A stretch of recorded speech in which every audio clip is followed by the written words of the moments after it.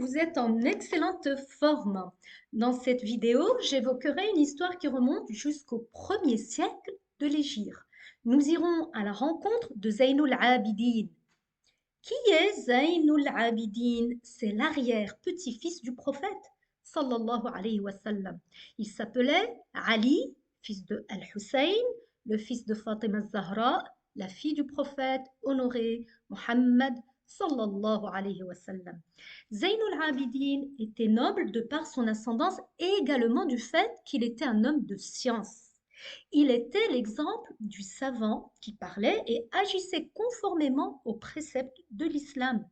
De ce fait, un fort charisme émanait de lui. Allah Ta'ala lui avait accordé beaucoup de charisme. Il était donc respecté dans la société pour son ascendance, sa science, son bon comportement, sa générosité et sa grande modestie. Toutefois, il arriva qu'un homme l'insulta. Zaynul Abidin garda le silence.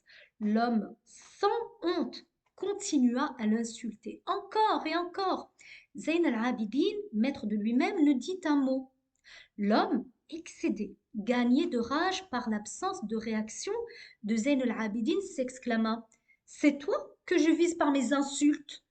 Zayn al-Abidin répondit: Je choisis de ne pas répondre à tes insultes délibérément. Puis, le soir venu, Zayn al-Abidin alla frapper à la porte de la maison de celui qui l'avait insulté, puis lui dit: Mon frère, si je suis tel que tu as dit tout à l'heure, alors que Dieu me pardonne.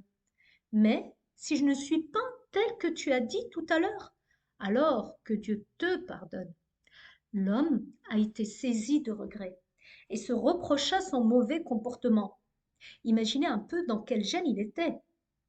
Il a été témoin du fait que Zayn al-Abidin ne répondait pas au mal par le mal, ni qu'il se vengeait pour sa personne, et qu'il avait une force de caractère et une maîtrise de soi qui forçait l'admiration. Ainsi sont les gens de science qui appliquent les préceptes de l'islam. Zayn al-Abidin a éduqué par son attitude et son agissement.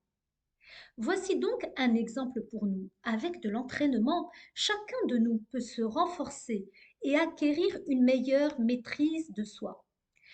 Zayn al-Abidin est également un guide pour nous dans la croyance.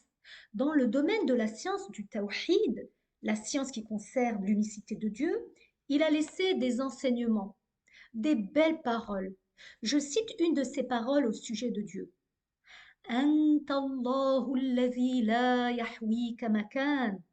C'est-à-dire, ô Allah, tu es celui qui n'est dans aucun endroit. Effectivement, et c'est un élément fondamental de la croyance musulmane que d'avoir cette conviction que Dieu, Allah, le créateur de l'endroit, existe avant l'endroit et forcément donc sans endroit. C'est compréhensible et logique. L'endroit n'étant pas Dieu, l'endroit est une créature. L'endroit étant une créature, c'est Dieu qui l'a créé. Avant de créer l'endroit, Dieu existait sans endroit. Lorsque Dieu créa les endroits, Dieu ne changea pas. L'existence du Créateur ne change pas du fait de l'entrée en existence des créatures. L'existence de Dieu ne dépend pas de l'endroit.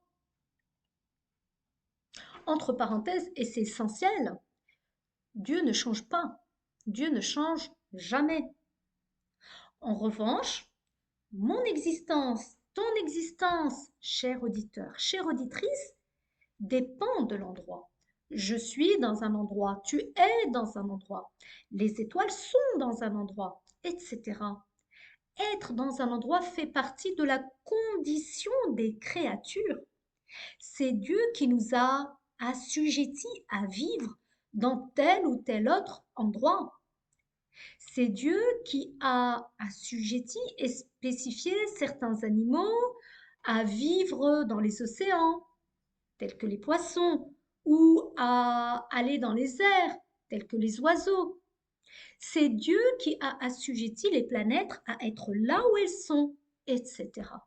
Quant à Allah, il est celui qui existe avant les endroits. Il n'est donc ni dans un endroit, ni dans un autre. Il n'est ni dans le ciel, ni ailleurs. Dieu existe sans endroit. C'est l'enseignement de l'islam. Chers auditeurs, chères auditrices, je vous dis à très bientôt et vous quitte sur la parole de l'arrière-petit-fils du prophète sallallahu alayhi wa sallam. Ô Allah, tu es celui qui existe sans endroit. Dieu existe sans endroit, rien